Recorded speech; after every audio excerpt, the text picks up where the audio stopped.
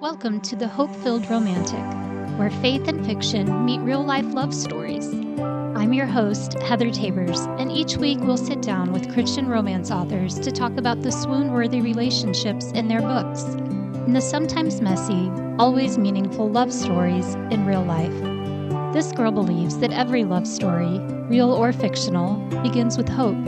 So cue the heart flutters. The next chapter begins now.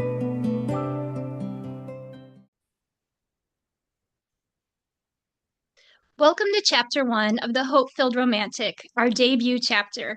Today's guest is Leslie DeVooght, a sweet friend of mine who writes fiction with faith, love, laughter, and a lot of Southern charm. Her stories are inspired by rom-coms, coastal Georgia, and fried okra. Leslie, thank you so much for being my first guest. Oh, I'm so excited to be with you. You are the perfect inaugural guest for the Hope-Filled Romantic because Yay! yes, not only did you launch your debut romance novel yesterday, but you own Spark, or you co-own Spark Flash Fiction, and you help other romance writers get their stories out into the world. So before we start talking about your debut novel, can you tell us a little bit about Spark? Oh, yes, of course. So Spark is a flash fiction magazine. It's online. It's an e-magazine. So we put out 4 issues a year, and we usually have 8 stories that are from contributors, 1 story from a featured author who's a published author, usually best-selling or award-winning, and then 1 staff feature. And then we usually we have a theme for each issue. So we just did a military theme. It just came out, and that was fun. But we've done everything from Regency, like historical, to fantasy, to pets.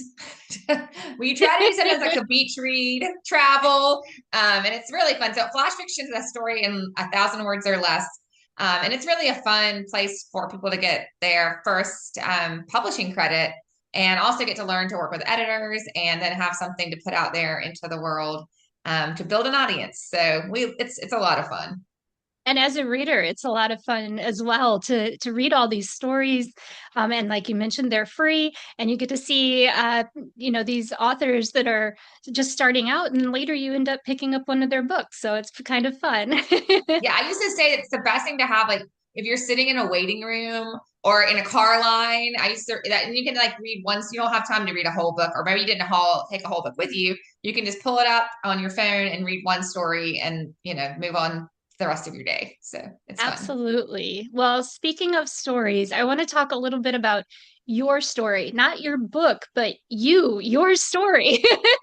I read your bio and I had to just laugh at the number of twists and turns in your story. I want to see if I got this right. You majored in political science and English. You were a prosecutor in Georgia.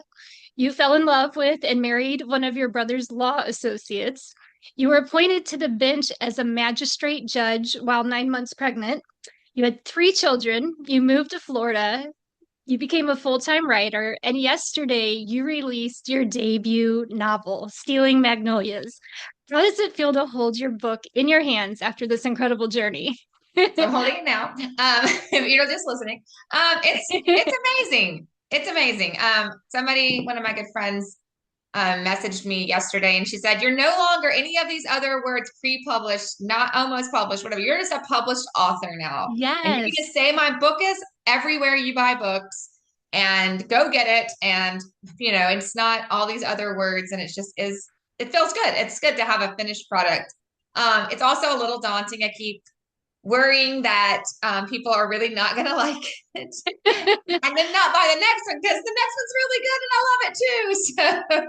Well, So, you have nothing to worry about because I have read it and it is such a great story. You should be very proud. thank you. What inspired Stealing Magnolias? How did you come up with this idea?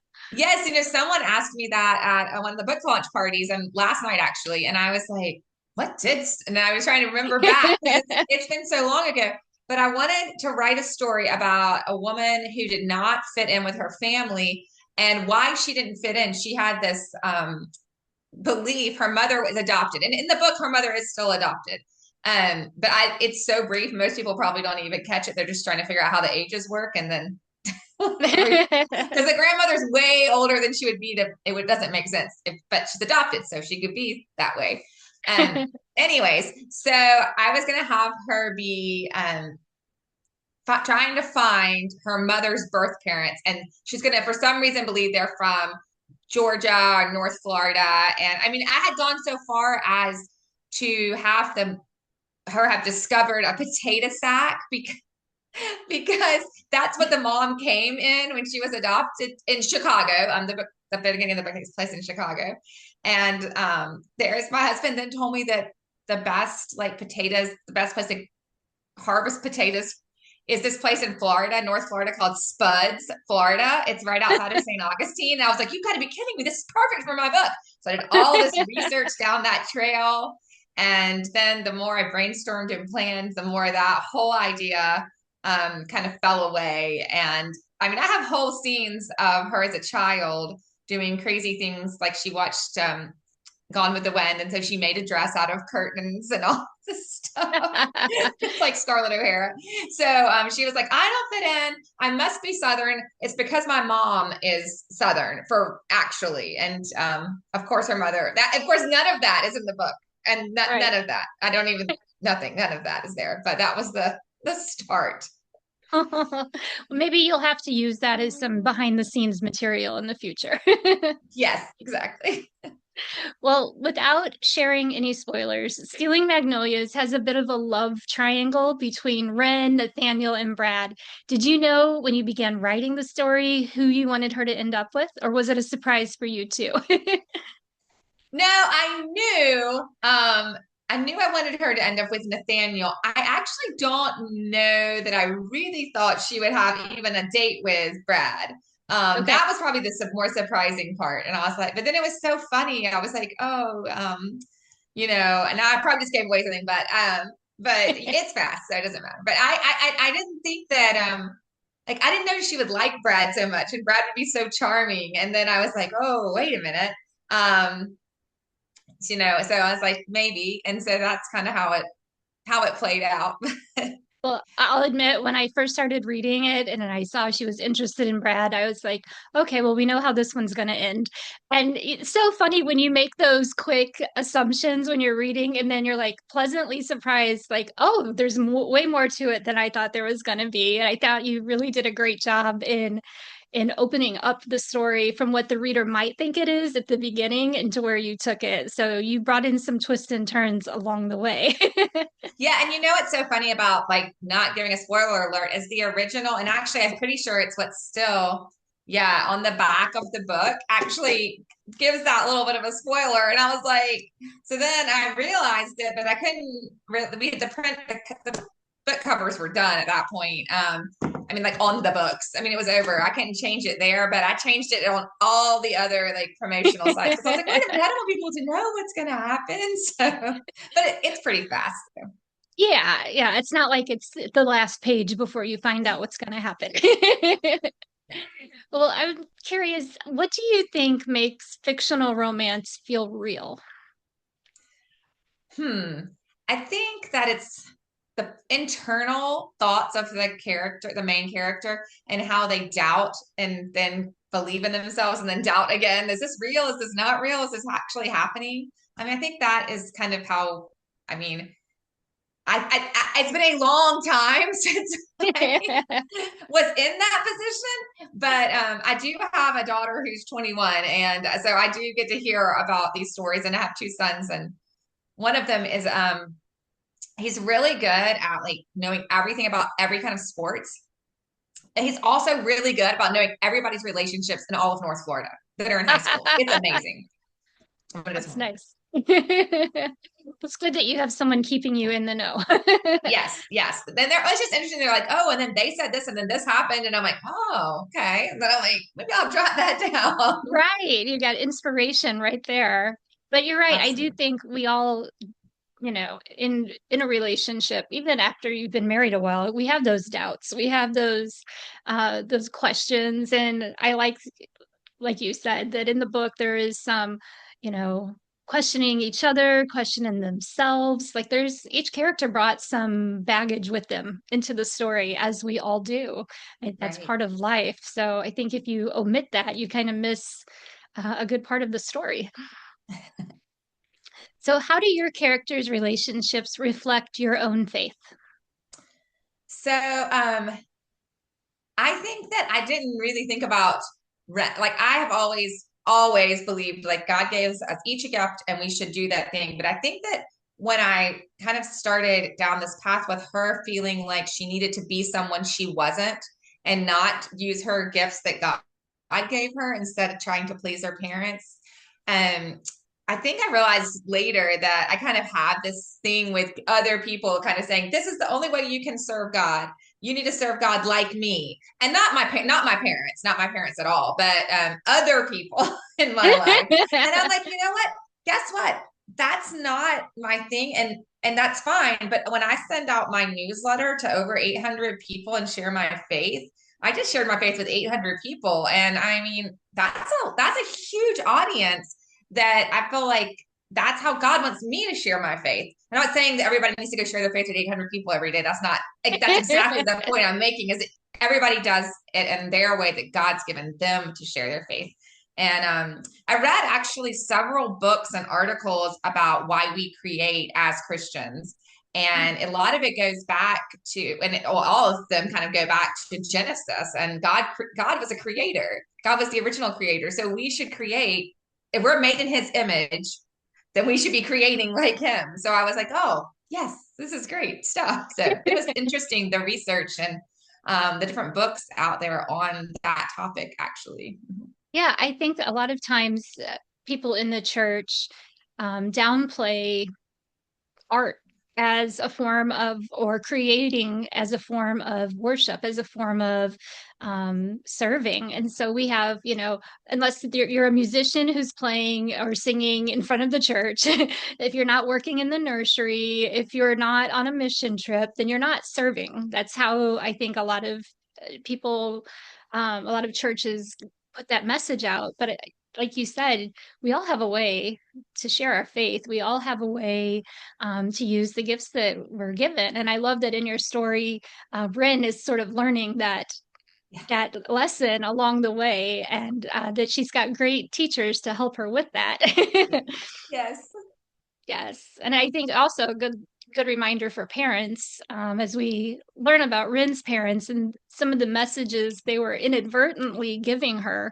It's important for us to, as parents, to look at our children and see what their gifts and talents are, and to help them cultivate them, and also to help them learn how to use those for God. Sometimes you might think, Yes. well, I'm a soccer player. How can I use that for God? So show your kid, talk about it, think about ways they can use their gifts and talents. I think that's an important thing as parents that we don't often get encouraged or reminded to do. So that was a really good lesson in your story.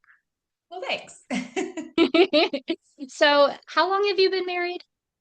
Okay, so I did see, I think you sent me an email and you put 19. So I guess that my bio I need to update. Yes. Dated other parts of it, but I guess I missed that. So my anniversary was actually Monday night, the night before my book launch. Ooh, Oh. yeah.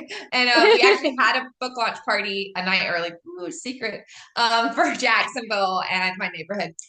So on May 19th, I was married 24 years, Yay. which is good since my daughter is 21. So. Yes, when you mentioned that she was 21, I thought perhaps my numbers were off and I better ask how long you'd been married. Yes. No, So and that's 20 actually really years. funny. I was last Memorial Day. I met this woman. She's the mother of one of my brother's friends, and we were at the beach. And my boys were playing behind me. My boys are 17, or now at the time they were 16 and 17. Now they're 17 and 18. And my daughter wasn't there, but she asked me about my kids, and I was like, "Oh, those two boys." And then my daughter's in sophomore in college, and she was like, she looked at me and she said, "How old are you?" And I was like, "I wish I had said like 32." Let her figure out the math. That's so fun. Well, congratulations on 24 years and happy anniversary. Thank So, you. what would you say, does romance look different after 20 plus years of marriage than it did while you were dating? Yes. Yeah, I'm a comfortable person too. I like that I don't have to. I mean, I don't like, I still dress nice and whatever, all those things, but I'm glad that I don't have to always have my hair fixed or my makeup or whatever. My husband, like, he's happy. Like, when he compliments me when we go out to dinner and I'm, whatever, get all fancy. But if I am going to look like I'm probably going to look tomorrow, it's also okay. And like, and I used to, this is so funny because I used to think about like when I was in my teens, I guess early 20s, and what are you going to talk about with this person forever? Like Yes. how will you still have topics? And we both were lawyers. So I was like, well, we always have our work, I guess. Now that neither one of us are practicing, that's not really a thing. But it's amazing. Like we have this like deeper, like kind of conversational relationship. And I feel like sometimes we talk about, I'm like, somebody should definitely be recording this. We have some good, like deep conversations that the world should hear. So that's like, it's nice to be able to not, it's like how you have old friends and you can talk to them about everything. But as far as like romance, I know that like I don't know, I think about like when I'm writing like first kisses or held hand touching, even just touching like I was Yes. just editing a novella that's actually the it'll be the third story that comes out in the series. So it's a book, two novellas, a book, novella book. But anyways, I was editing the second novella and the people's fingers just touch and they're all like, oh my gosh, they just touched. And they're all so Yes. jittery and all the feels and all the tingles. And I'm like, it's like what? Did that, but that's true. That is how it is in the beginning. Now, like, yeah, if he holds my hand, he holds it. It's normal. It's part of life. It's comfortable, then that's a good thing. And I like to snuggle and whatever, but you don't get flooded with emotion every time. Right. Well, my husband is medically retired from the army, so he's home and I write from home. So we are home together 24/7. And it's so funny because, like, he took me out today and we were at lunch. And I said, isn't it crazy that we still have things to talk about Yes. after all this time and all this time together? It helps when your spouse is your best friend, I think. Yes. Yes, I know. I always think about people are like, let's go on a girls trip or whatever. And I'm like, okay, I do like hanging out with girls and whatever, but I'm like, I kind of like to have my friend with me. Like I like you people too, but you're not, my best friends. Exactly. So, your best friend, your husband, was one of your brother's law associates. So I Is don't. So that now I have to look back and see what that says. This is probably if I don't know why. So he was the brother of one of my best friends. So that's okay? So yeah. So my best friend growing up or in high school and college, she and I were from obviously the same town, and her brother was like 6 years older than her. This is the kind of funny part. And so he would come home from college with his college friends, and we would all be at her house. We were like freshmen and sophomores in high school because with a Oh, huge age difference. And we just all say, the college boys. And I was like, oh, one day I want to date one of Ben's, friends. And then years later, because obviously that would have been illegal. Um, so Carlton is only 5 years older than me, but we met and I was in law school at the time and he was working with Ben at that point and they were working at the same law firm.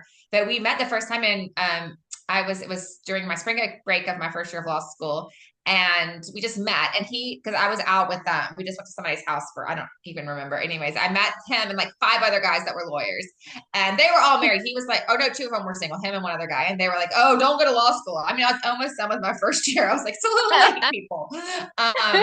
So I met him that night, but we didn't even really fully realize that until like months after we went on we went on a blind date that summer when I was home working. But before then, he was like, you know what? I think I met you that night at that thing at Paula's, and I was like, oh my gosh! I was like, yes, that's so true. so obviously wasn't love at first sight when you met him the first time, but did you two hit it off well after your blind date? Yes, yes, we actually so they set us up on the blind date and then they within days their entire family went to Greece for 3 weeks. And when they got back, they were like, what in the world has happened in 3 weeks? Y'all are like practically engaged. But I think it's kind of like that thing that goes on in some of these TV shows. Like when you are with somebody, we would like every almost we didn't eat lunch together every day, but we ate lunch together a lot. And then we would run every afternoon, and every afternoon we ran.